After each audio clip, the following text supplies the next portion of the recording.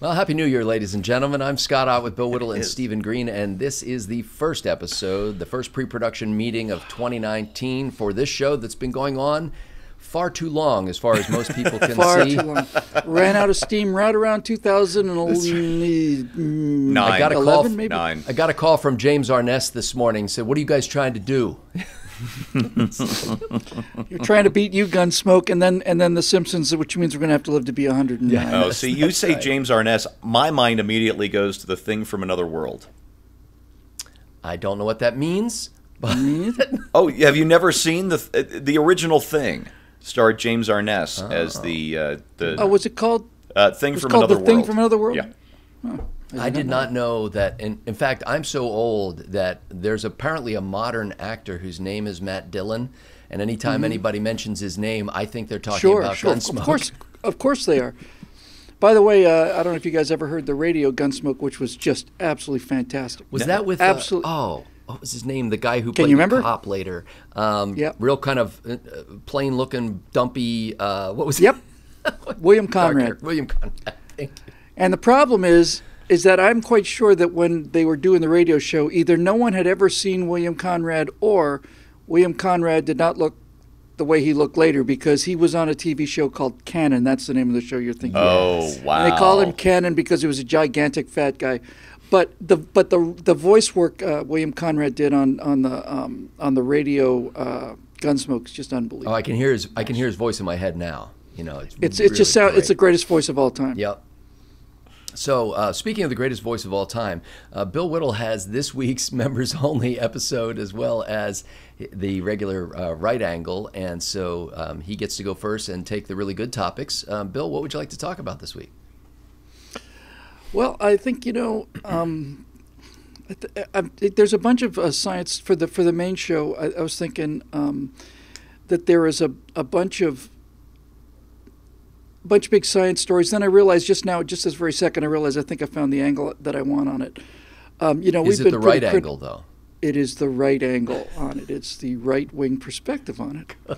By the way, the reason I'm wearing my North Face thing is it's 6:30 in the morning here in Los Angeles, 36 degrees. It's as cold as I've ever seen it this year. This is the same reason why I have this little fan here in front of me that I turn on in between shows, because it's 112 degrees in my studio.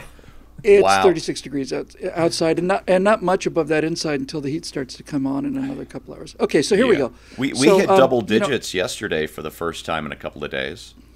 Wow. Oh, well, congratulations. Thank you. Well, we've been pretty critical. I've been pretty critical about scientists and their politics, and science injecting itself into politics and so on. But during the first hour of 2019, we sent a probe to Pluto, which is 4 billion miles away. It got there in record time because it didn't have to slow down. They just shot that thing out of a cannon, and it got there real fast. Yep. New Horizons. And I thought, man, that's absolutely amazing. Incredible mission. We saw all the pictures from Pluto. There's a 4 billion miles away. What an amazing mission. And then on the first hour of 2019, it flew past another object named Ultima Thule, which is an asteroid the size of Manhattan, which is 1 billion miles past Pluto. Wow. 1 billion miles. This thing's going to overtake the Voyager probes, isn't it? It's definitely going to be the source of Voyager. There's no question about it. Okay. And the reason I think this might be interesting is because the degree of just raw intellectual horsepower necessary to make forget the Pluto flyby happen, but to send a probe to what is the smallest planet in the solar system, used to be anyway, before it was demoted. Mercury actually might be smaller, but in any event, Pluto is a speck. We see all these maps of the solar system, and we see here's the sun and here's the planets. The scale of the thing is just, it's inconceivable. It's just, there is nothing out there but empty space and a couple of little pieces of sand that we call planets orbiting the sun. So to go 4 billion miles and then use that flyby to hit another target, which is the size of Manhattan, 1 billion miles further away. That's much further from here than from Earth to Saturn, for example, which in itself is a marvel of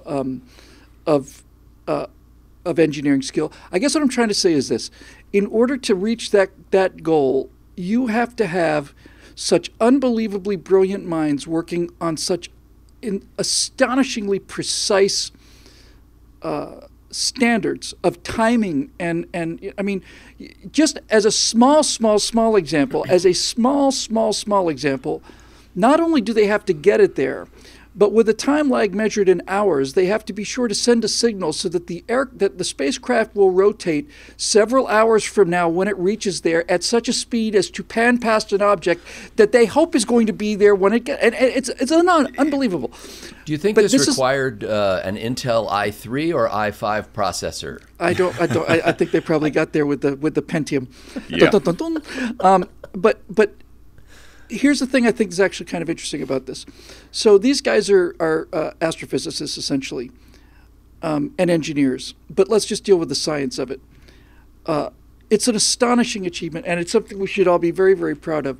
But it also made me wonder how many scientists, especially people involved with things like, global warming and so on, my experience has been that scientists believe that they can apply that level of incisiveness into human relations and human activities, and there ain't nothing more complex than that.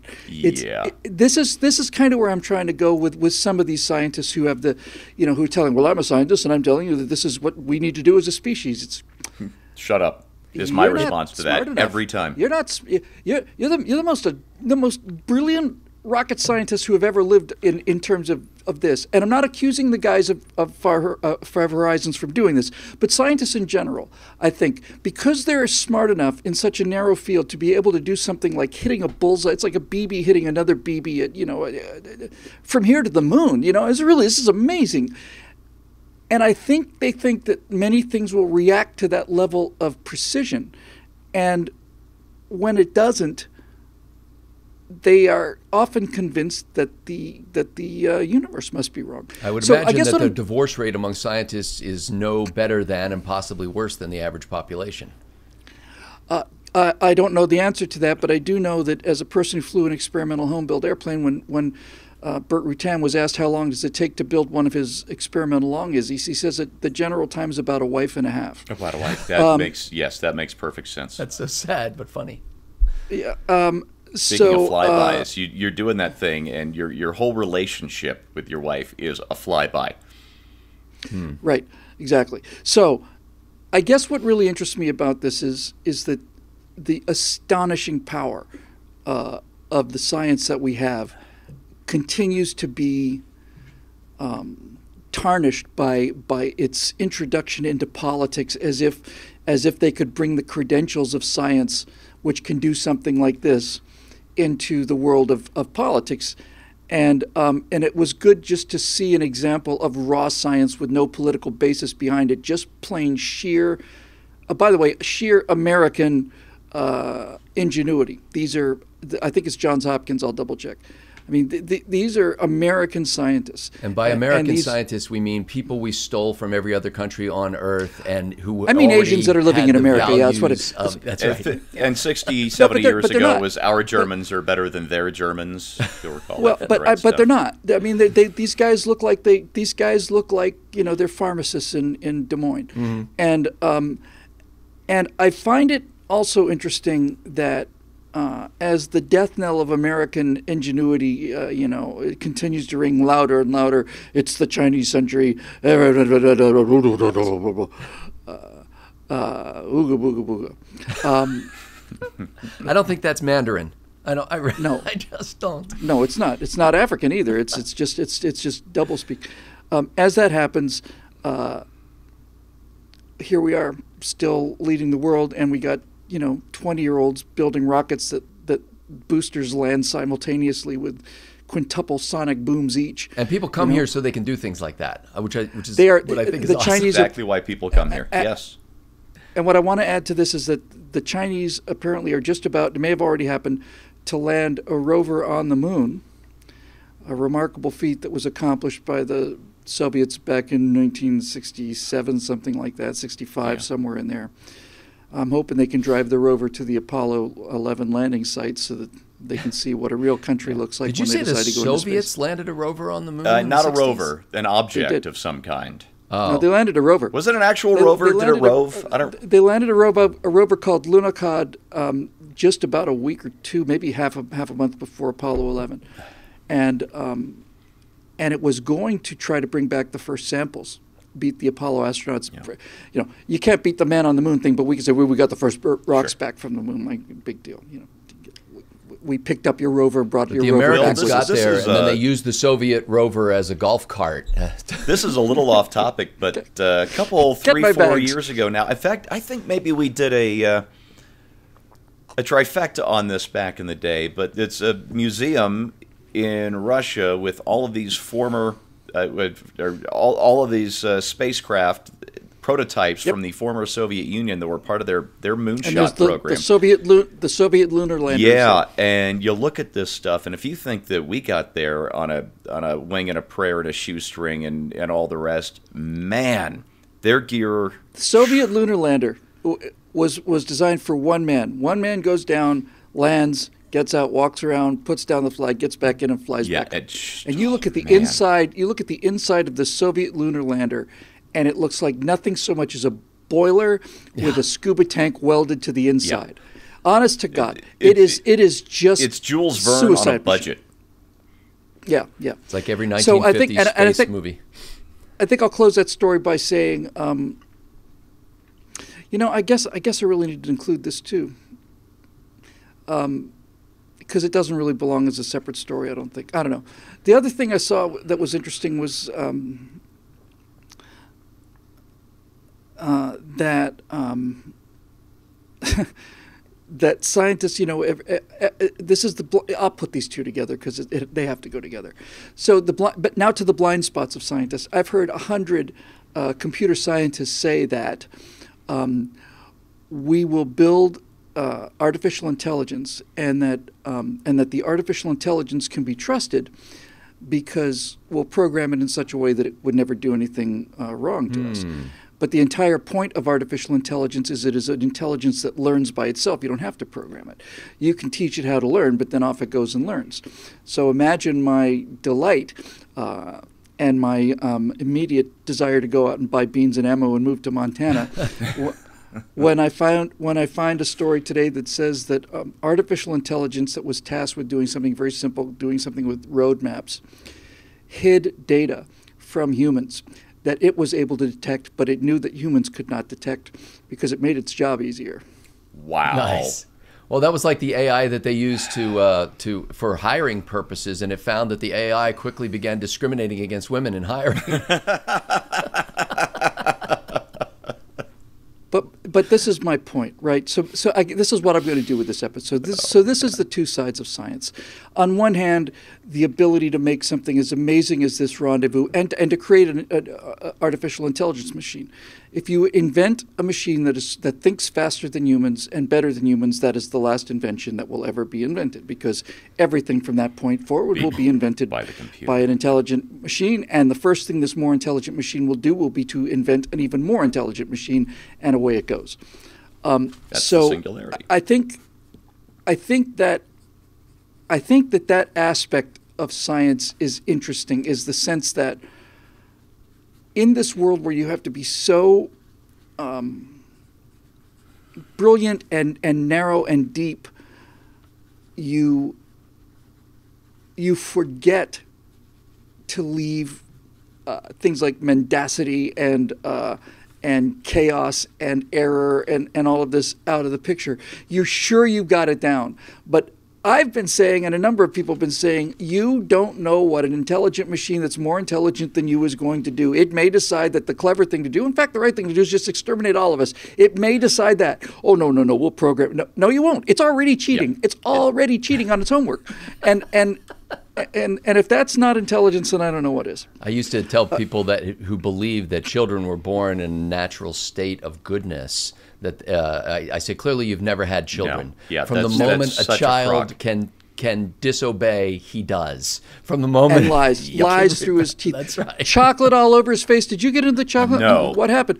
A man came in through the window. Really? Yeah, a man came in through the window and ate the cookies, and I told him not to eat the cookies, but he wouldn't listen, and then he went and climbed out the window again, and I came to call you and tell you about it, and then you found me here with the chocolate on my face. Lying through their teeth. You know, Bill seems a little too practiced in that kind of Does routine. indeed. I never lied. I could not tell a lie.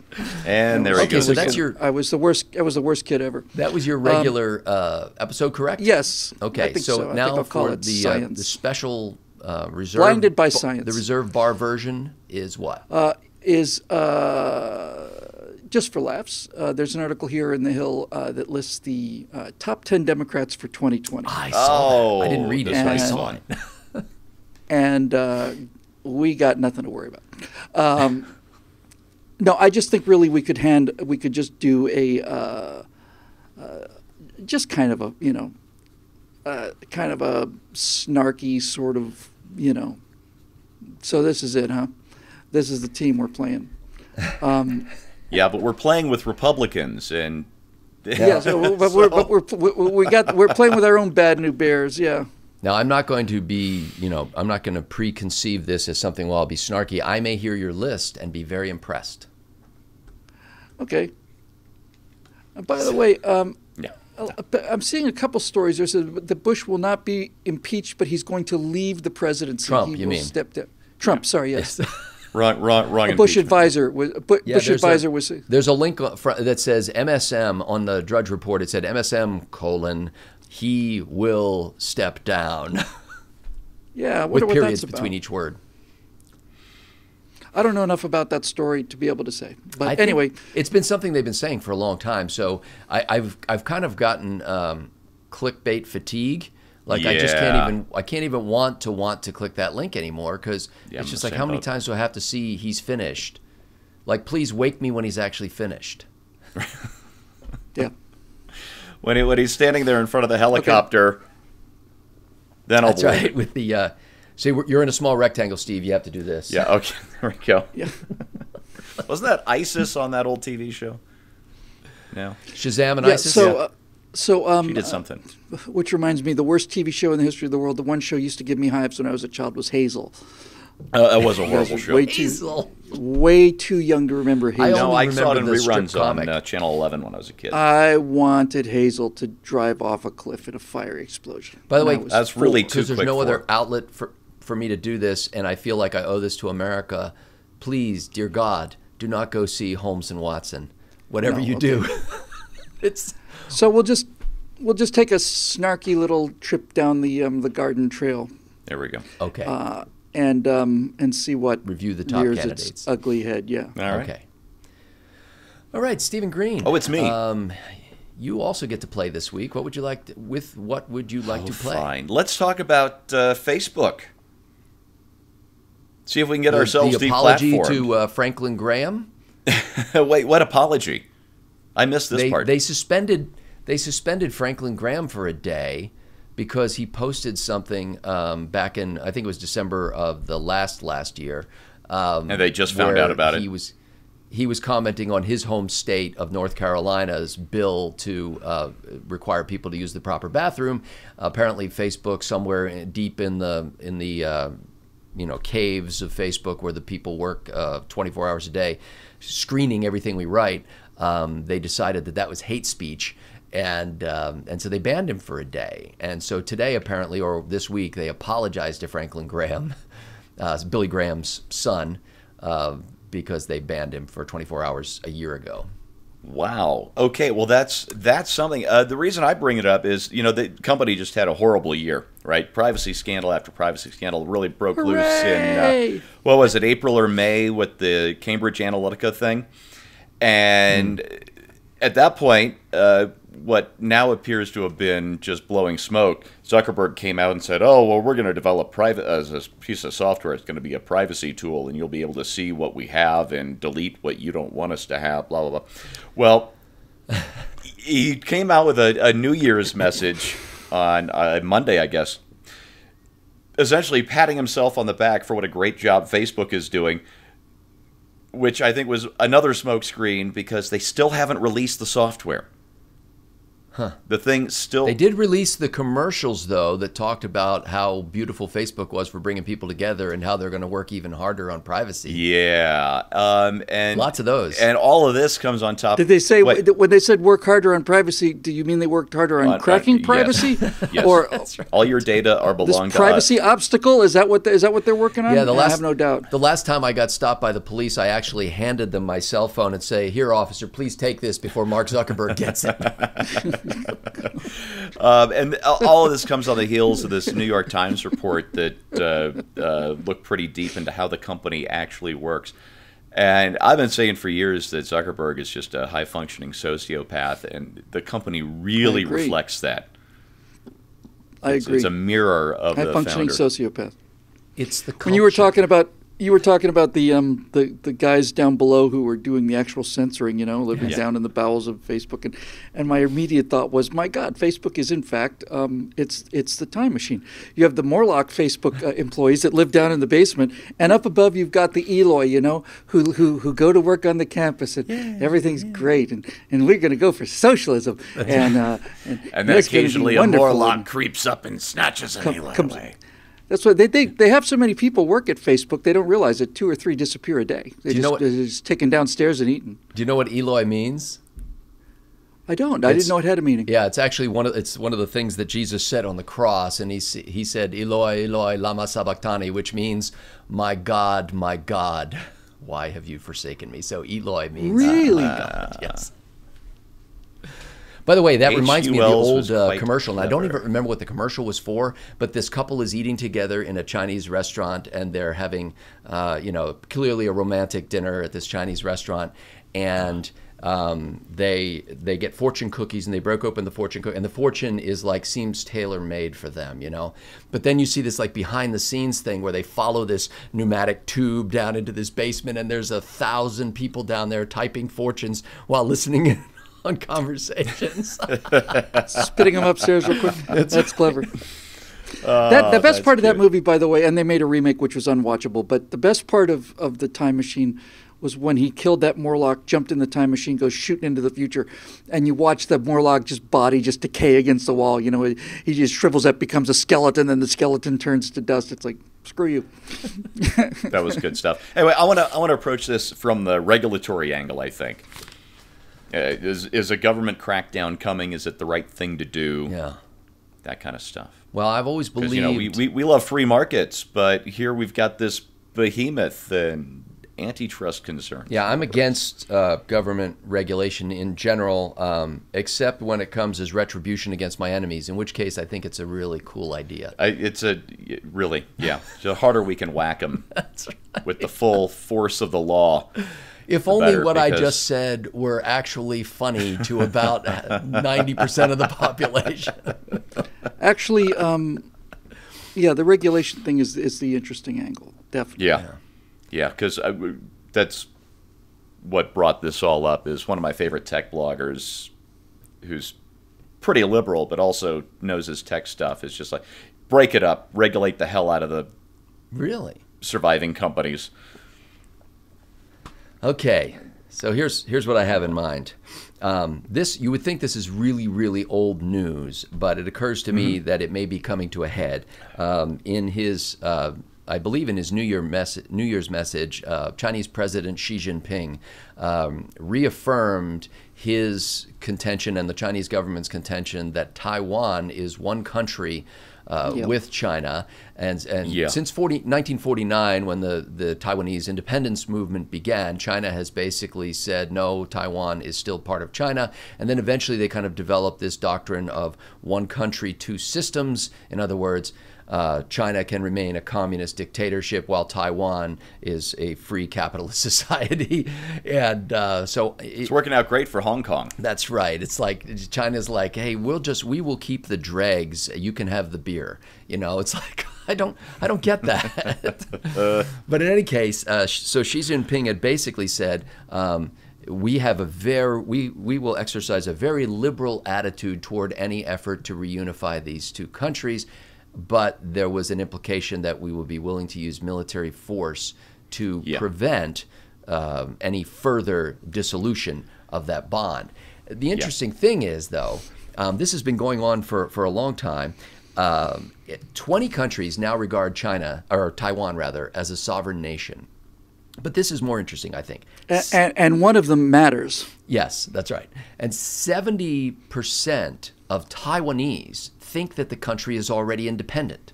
Of course it is. 70%. It has been since 46. That's right. Now, when President Trump first came into office, he made the courtesy call to Xi Jinping and basically said, hey, I'm all for the one China policy. But we haven't always behaved consistent with that in the meantime. And I think this really poses an interesting, you don't get a lot of, at least not lately, a lot of what's going on the foreign policy field when it comes to the Trump administration. It's all focused on internal crisis and domestic policy and stuff. Yeah.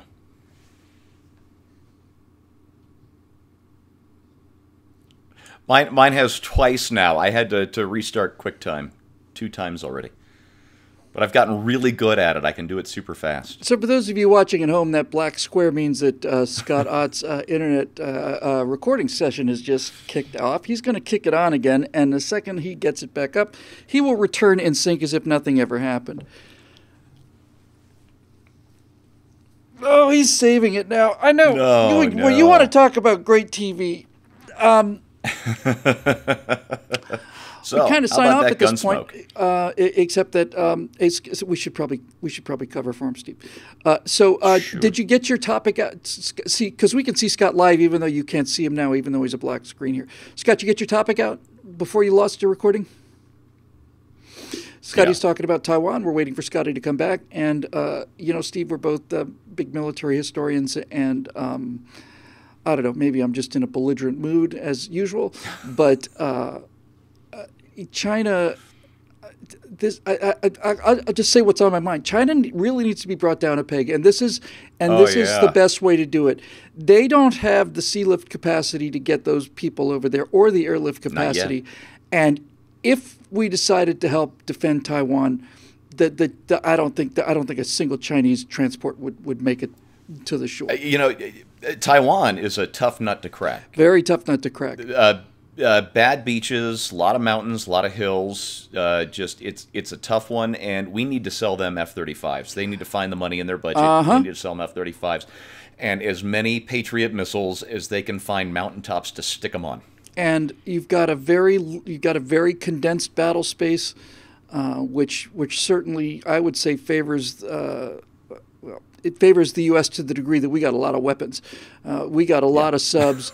We could put a number of attack subs in the Straits of Taiwan, and I'd be astonished if anything actually got through there. And if they did get through, they wouldn't particularly enjoy the reception they would get on the other end.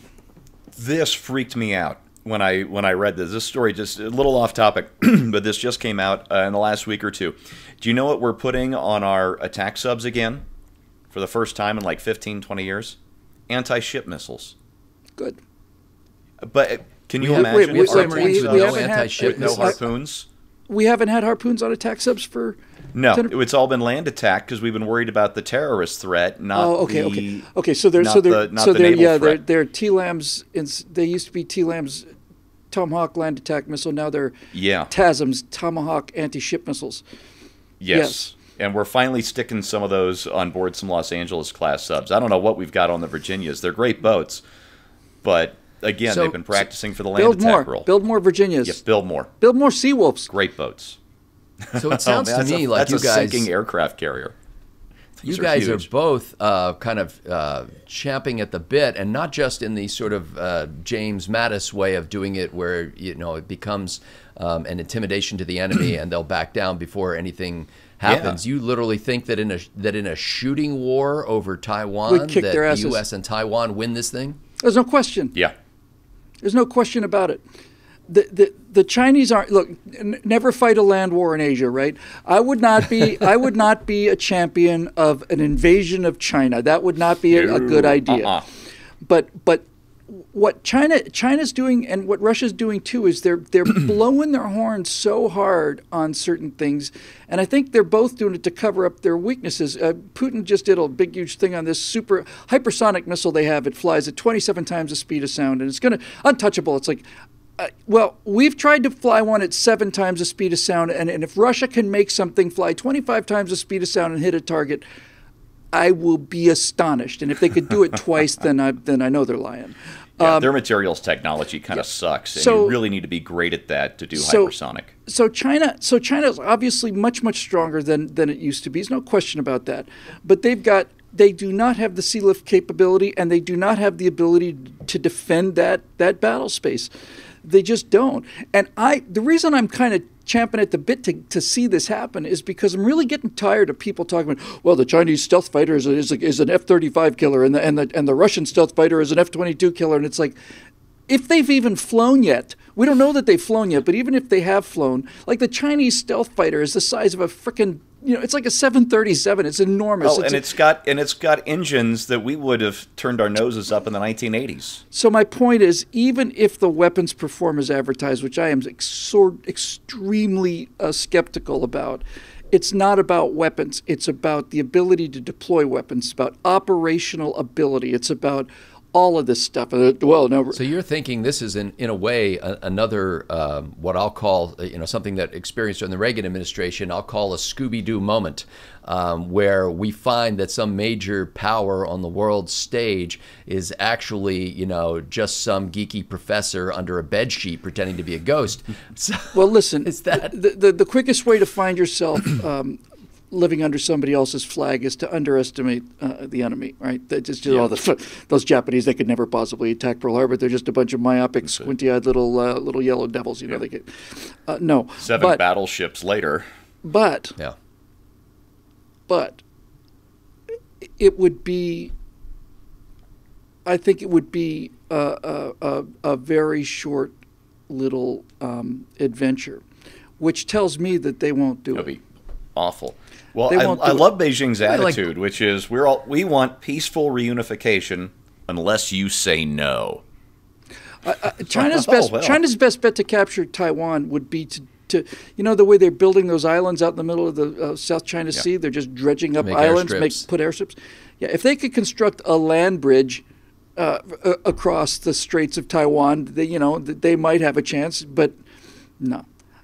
It would be this is what the U.S. Navy is designed to do, is just to kill concentrations of ships, there's a part of me, a big part of me, that really look. I don't want to see. I'm not saying I want to see a war. I don't. I'm not. I know the technology's cool, and I understand it, and I'd like to see it work and all that stuff. But I understand people actually die, and I'm not that naive. I know enough about history to know what horrors is involved with that. That's not what I'm saying. What I am saying is, if China decided to do this, they would discover what 70 years of operating aircraft carriers means, 12 of them, versus 2 years of operating one jump deck carrier. That Chinese carrier that everybody's talking about, they're not going to get out of port. It's not going to get out of port. Well, it occurs to me that if I'm the Chinese, essentially, they're trying to work up their skills and their doctrine. Mm-hmm. If I'm the Chinese leader, I don't rattle the saber at all. I just say, look, Taiwan is ours, or you get no iPhone. Now you're talking about a serious situation. And I know this thing's running long, but it's the first one of 2019. And I just remember talking to some Navy guys. The Australians had a chance to buy 4. This would be in the 90s. They had a chance to buy 4 Los Angeles-class attack subs. They're the best attack subs in the world at the time, and the ones we've replaced them with are now the best attack subs in the world, the Virginia class. The Virginias are really good. But they had a chance to buy 4 LA-class attack subs, and the Australian government decided that they were going to build their own, on their own design. Yeah. And I talked to a guy in the Navy. And he said that he said that they could hear the Australian subs leaving port underwater, running silent. They heard them in San Diego. Wow. From Australia. From Australia, yeah. Yeah. Most people Wow. don't realize that we started damn good. we started with the GUIK gap up in Greenland and Iceland, and laid a series of sonar sensors on the floor of the ocean. But what they don't We've got 'em in realize the is Pacific, we've too, got them yeah. everywhere. We've got them everywhere. I talked to guys on an Arleigh Burke class destroyer and said, "You ever guys get any subcontacts out here just from in international waters, just snooping around?" I said, "No, no." So again, overconfidence is the great enemy. But my God, the Navy is just astonishing, and Taiwan itself. If you got boots on the ground, if anybody got through the naval blockade, then they would not be. This is great. I'm going to wait for the next South China Sea story to do a segment on this, because there's a lot to talk about. And I think of these islands that China's building in the South China Sea, and I think about Spruance's raid on Truk in 1944. Because the Japanese had this island fortress on Truk. They had the planes, they had the runways, they had the subpens, they had everything there.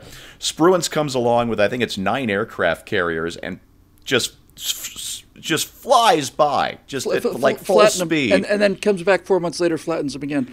The island spent the whole war out of commission. Truk was the Singapore of the Japanese, this undefeatable fortress, and basically all Truk Lagoon did was to concentrate Japanese shipping in one place, and we didn't have to spend so much time searching for it. No. High-speed carriers. I get exceedingly bellicose when it comes to the Navy and the military. Flat. Exceedingly bellicose. I've been doing nothing but reading about the South Pacific since you recommended that book, Steve, several months ago. It's such a great book. I've read everything on the South Pacific. I've read 5 books on Taffy 3. I just finished one today. And I just say, God, I don't want to see it, but if they decide they want to force the issue, they're going to be a little bit surprised, I suppose. Yeah.